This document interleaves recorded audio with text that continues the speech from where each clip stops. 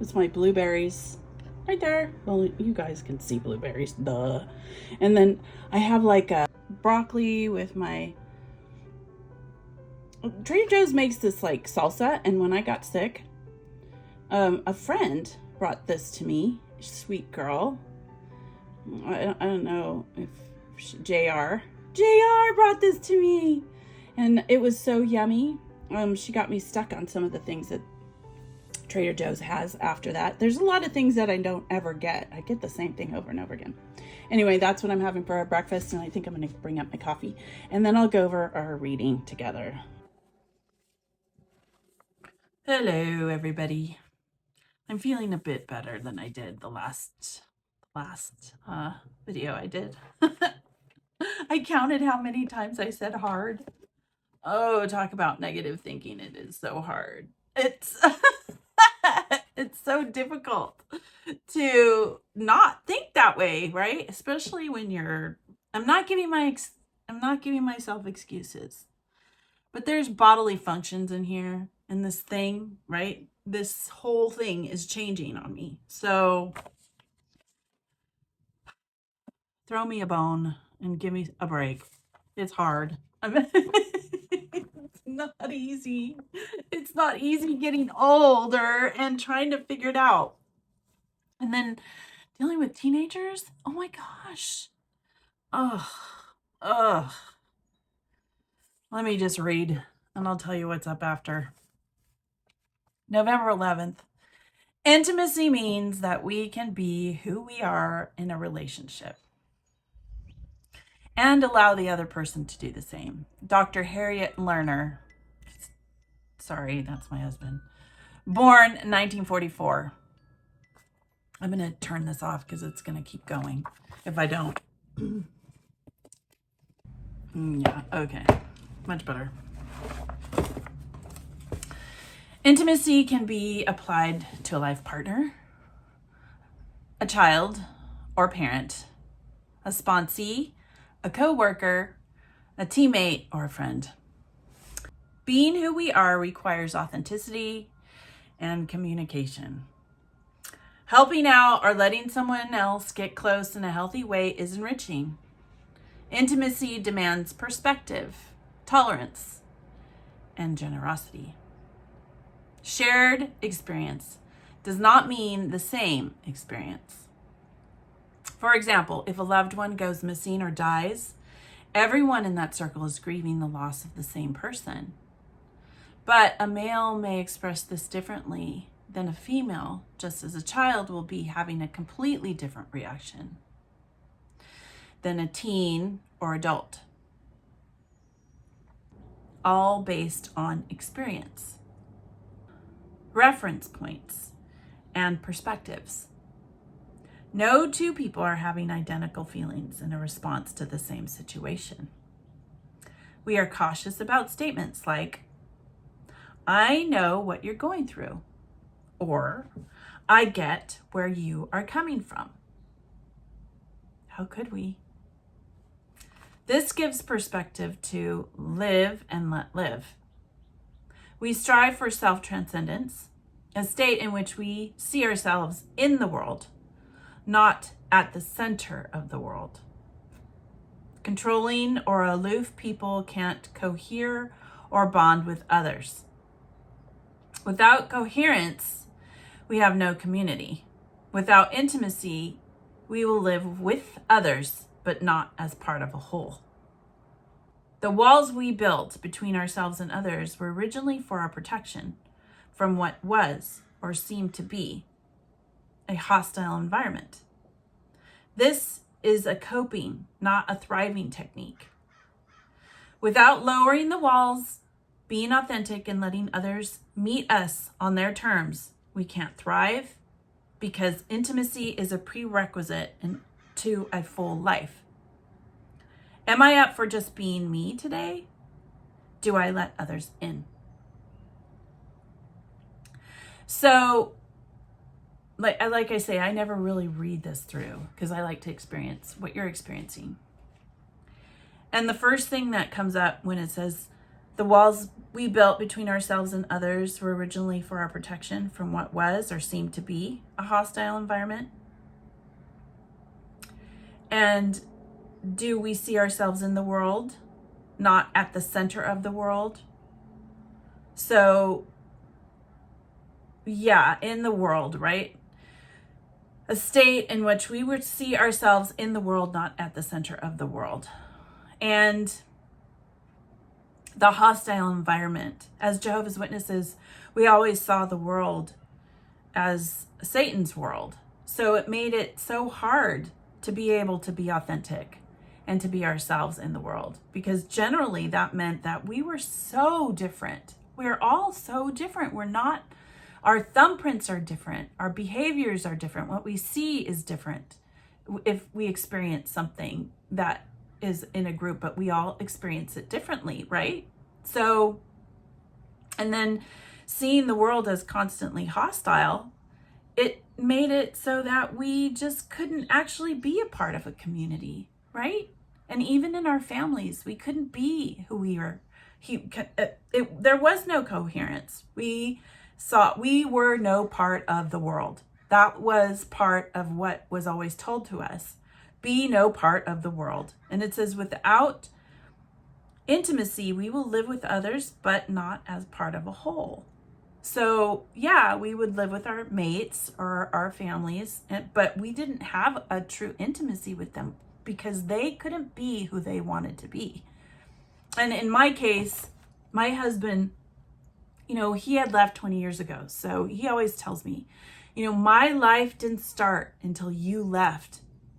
And that makes sense, right? That makes sense.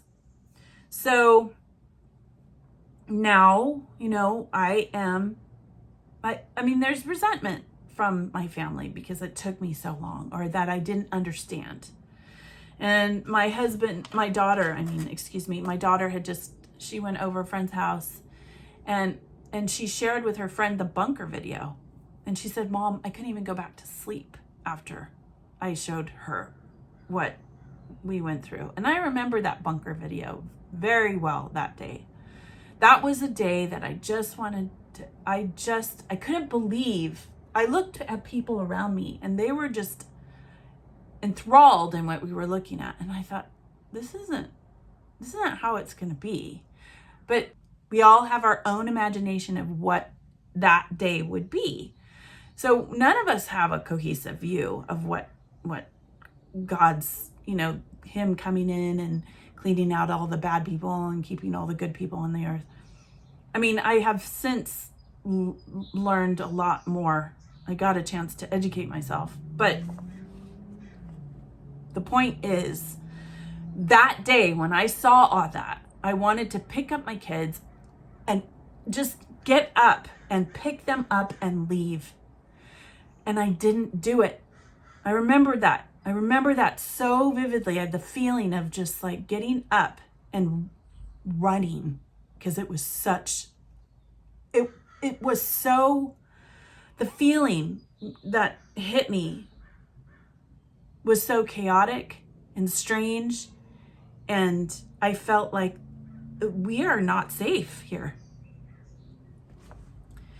I just didn't listen, right? I didn't listen. So to my inner gut, to my inner feelings. And I think it said based on perspective and reference points and experience, right? Their reactions are totally different. And we can all have the same experience, but our reactions to them, right? So my daughter said after she showed that bunker video, she couldn't go back to sleep. And her friend, she's raised in a Christian home, but she also has different views that there's a lot of things. When you're a teenager, you're growing up and you're learning all these different ways of thinking. So she has a Christian background, but she explained to Ani, wow, I've never seen anything like this. This was crazy. So yeah, I think now it's tolerance from my family, right? and their generous spirits that help get through the frustration that they experienced, and to be able to express that. And it's hard for me, I'm not going to lie, to sit there and listen to what they have to say. But I know it's important, and I know it's important for me to say I'm sorry. And I also know it's important for me to forgive myself, because there's a lot of times when I bring it up and I just got to let it go. If I keep bringing it up, I'll never forgive myself, because I can't believe I did that for so long. And it just never dawned on me that it was wrong. I mean, that day it did, but God was so intertwined with all of it. I mean, and I didn't let myself think. I would watch Tower Awake, what personal study. Before the Watchtower and Awake, we had all our book studies and our Revelation book and our Live Forever books and our, it was just, that's all I did. So I really didn't learn anything. And now I'm plunged into, I can't get enough. But there's so much now, and that I didn't listen, that I didn't look at, that I didn't listen to, that I didn't, the knowledge that's out there is just so amazing. I'm so grateful that my kids are able to learn. And I hope that they continue to learn. I hope that they don't stop learning ever, right? Never stop learning. Always learn. Don't shut things off. If it's uncomfortable, learn it anyway. And try and figure it out. Try and understand it from the perspective of somebody who doesn't think like you. A lot of what I learned was very centered in, well, they call it Christianity, but everybody's Christianity is a little different. Just like everybody's Muslim is a little different. Everybody's, Buddhist is a little different. And so, it's just, you have to look even past that. And then science, right? And there's a cult in that as well. So you have to really pay attention and get lots of different ways of thinking and perspectives. And then you make the one that's most comfortable for you. But that doesn't necessarily mean it's going to be comfortable for your husband, or it's going to be comfortable for your daughters, or it's going to be comfortable for your son, or your mother, or your grandmother. So that's what I'm learning, is that everybody's comfort level is a little different. So tolerance is really important, and generosity is important, right? Like it says, tolerance and generosity, because all of that is enriching. I mean, think about it. Everything that is added to the human race, it enriches us. Now, we are in the United States, we're experiencing some really, it's tough here. It's not easy to listen to what is out there. But especially when it comes from news and politics. I was listening to the Black Eyed Peas, and I don't remember the song, but it's about tolerance and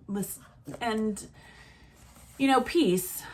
You see how the influence of the news channels, and it's not to create peace. It's not to create peace. Of course, we know it's not out there. There's a lot of division, and it makes people very angry. But it does affect our children, and it affects the household and the families. So, for me, it's always trying to get the phone out of the kids' hands and pay more attention as a family, to be together, not necessarily with their friends, but being together as a family, because my kids don't really, they don't like me. They like my husband a lot. And it's because we have totally different views on certain things. So, they don't necessarily like me, but I know they love me. So, yeah. We had the carpets cleaned yesterday. It has been crazy in my house.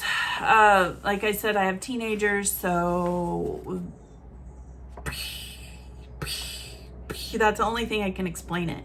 It's like lots of teenage angst, and I have different feelings too in my body and in my brain that I'm going through. So I remember a friend, well, she's not a friend anymore, but I remember a woman always telling me where I came from. Oh, I'm so glad that I had my girls when I was younger. I feel so sorry for you that you even had kids right now. And I thought, at this time, I'm looking for my girls to only have them in the paradise. And I'm like, yeah, whatever. They'll slap that on me. I don't really want to hear that, because I did have my children, and I'm grateful that I did, because there's so many people that did not have kids. They didn't have kids because they were what? Their perspective was, unfortunately, as a Jehovah's Witness, we looked at how other people saw us, or we managed our lives around what people saw, right? What people saw every time we go to the Kingdom Hall. So if you looked a certain way, then you were acceptable.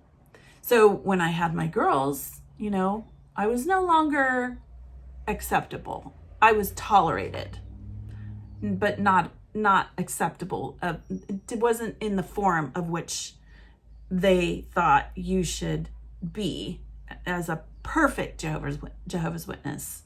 The perfect ones went to Bethel and abided by that kind of regimen where you think this way, you act this way, you do it this way, you say it this way. And yeah,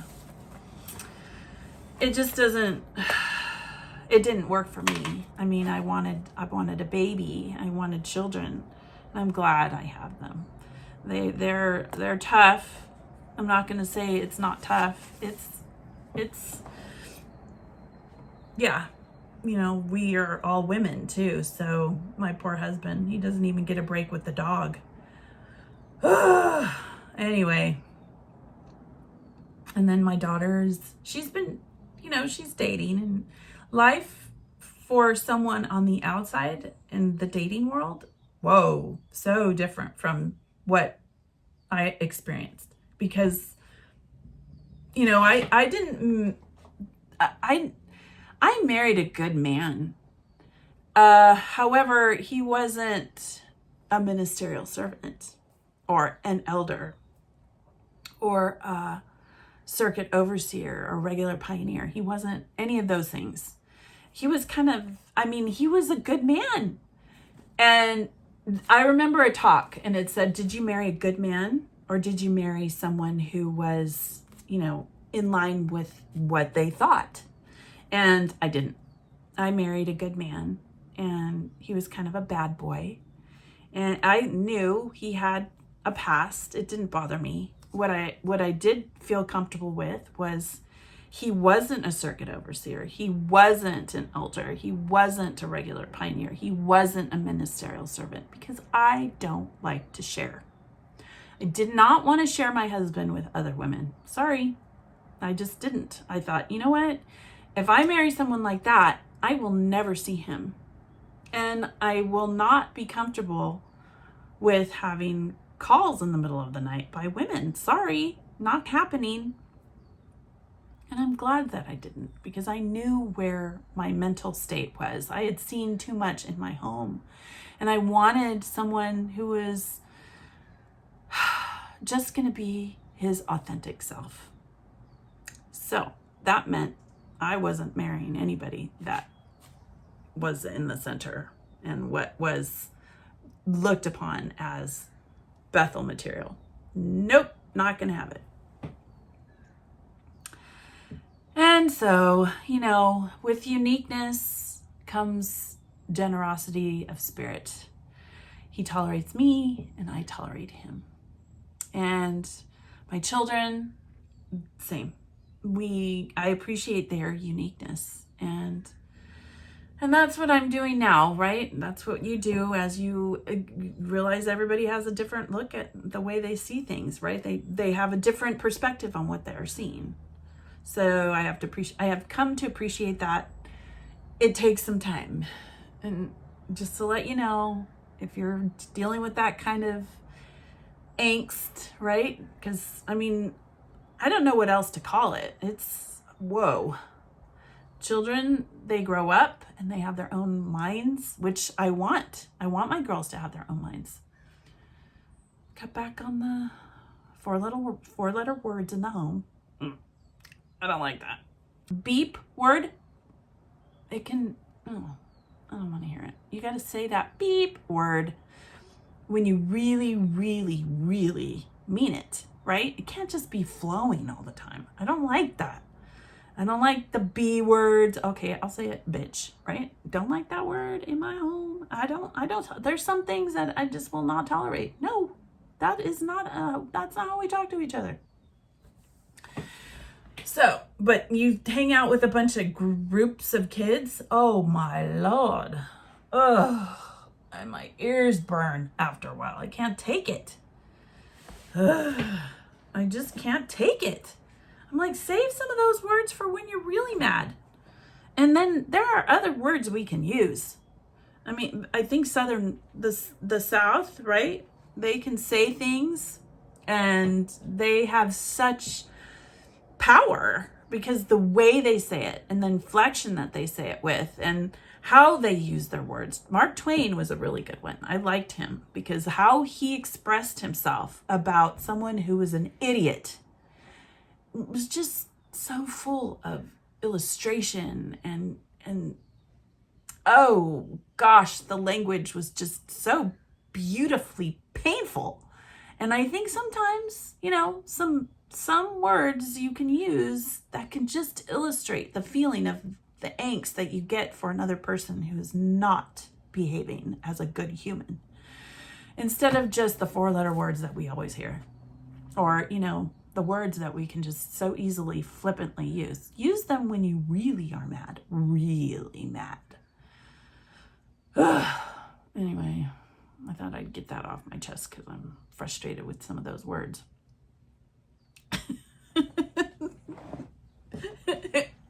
And you know what? Like, let me tell you something. I can appreciate a good four-letter word. There's a woman I know. She's like a little blondie. She's just absolutely beautiful.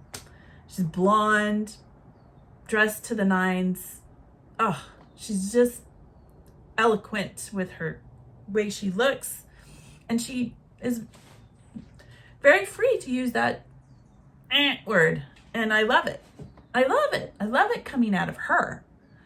But not out of my 13-year-old. You know what I mean? No. Just no. Anyway, I hope this helps you. I hope this helps you. It always helps me. I look back at my videos and I'm like, oh my God, just stop already, right? Just no. Ugh, keep it to yourself. But, you know, you help me. So I'm grateful. And like I said, you heal me. I don't even know who you are, but I'm grateful. Grateful that you're here. So follow your bliss and be a good human.